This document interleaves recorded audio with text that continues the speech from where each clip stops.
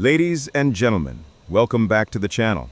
Today we're diving into a story that many gamers have quietly avoided, but every mobile player has felt at some point.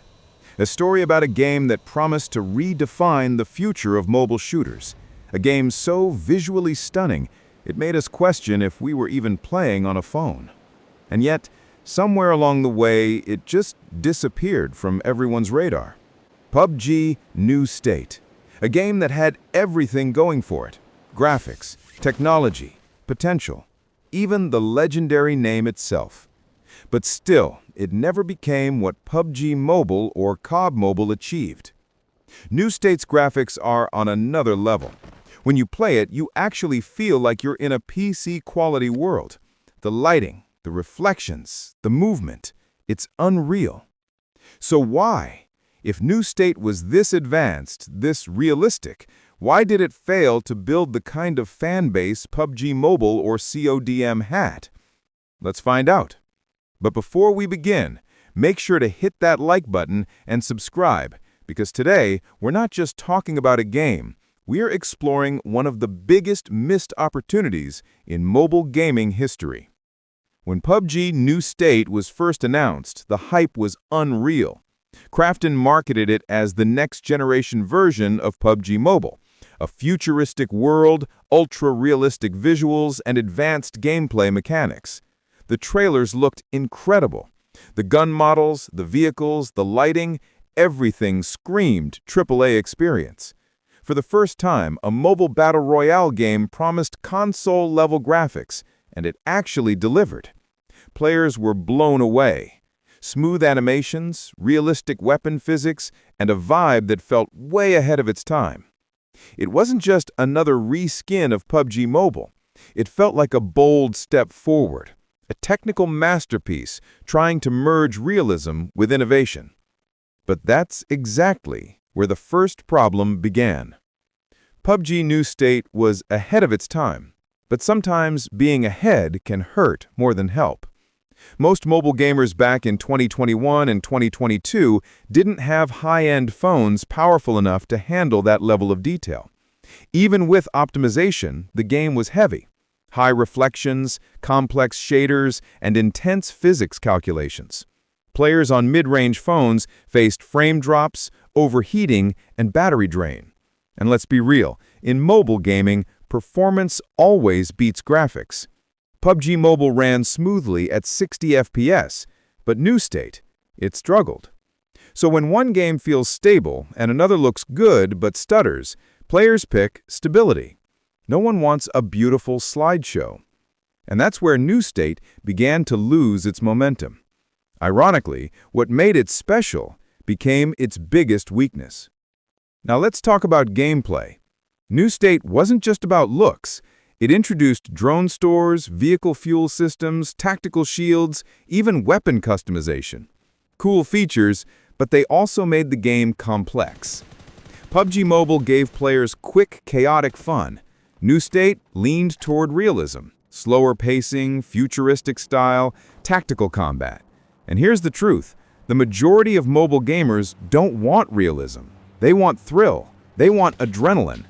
New State, meanwhile, was built for a niche audience, players who admired realism over chaos. That niche just wasn't big enough. It wasn't a bad design, it was simply the wrong direction for the mass audience. And then came the biggest challenge of all, its own big brother. PUBG Mobile never left the stage. Even during New State's launch, PUBG Mobile was thriving. Regular updates, esports events, collaborations, a constant stream of hype. Players had years of progress, skins, memories, achievements.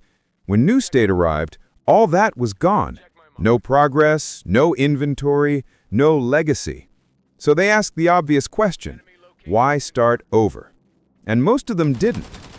You can't build loyalty overnight, especially when your audience is still emotionally tied to another world. PUBG Mobile had heart. New State had hardware. And in gaming, heart wins every time. Then came Krafton's biggest mistake, marketing confusion. No one really knew what New State was. Was it a sequel, a replacement, a spin-off? The messaging was unclear. Some thought it was PUBG 2. Others thought it was a high-end edition. That confusion hurt its launch far more than any glitch. Even influencer campaigns were limited. PUBG Mobile had creators from every corner of the world. New State barely had coverage. No hype, no emotion, no community connection. And a game without community is just software. Here's another truth. Modern mobile games don't survive on gameplay alone. They survive on content loops. PUBG Mobile and CODM mastered this.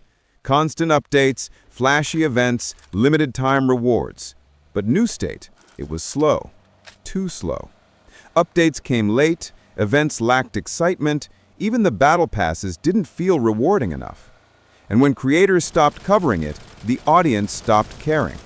Once that chain breaks, the decline becomes unstoppable. Then there's esports, the soul of any long-term shooter. PUBG Mobile thrived on tournaments, prize pools, and international exposure. CODM did the same. But New State, almost nothing. No proper competitive ecosystem, no global stage, no reason to grind. And without competition, a battle royale loses its identity. And maybe this was the saddest part. The community tried to connect. They gave feedback, asking for simpler mechanics, better optimization, even classic modes. But most of those requests went unanswered. The devs had a beautiful vision, but it wasn't the same vision the players had. There's a thin line between innovation and isolation, and New State crossed it. CODM kept evolving with its community. New State evolved away from it. Every successful game carries emotion. PUBG Mobile had nostalgia. CODM had energy and style. Warzone Mobile had scale and ambition. But New State, it looked beautiful, but felt hollow. There were no iconic events, no emotional bonds, no moments that stuck in your memory. It was technically flawless, yet emotionally empty. That's the difference between a demo and a legacy. Fast forward to 2025, New State still exists. It still has a small but loyal fan base. It still looks better than most mobile games out there. But it's quiet, peaceful, almost forgotten. And maybe that's okay. Not every great game needs to dominate. Some just exist, quietly, for those who truly appreciate them. But deep down, you can't help but imagine what could have been. If it was timed better, marketed smarter, listened a little closer, maybe New State would have been the future it once promised.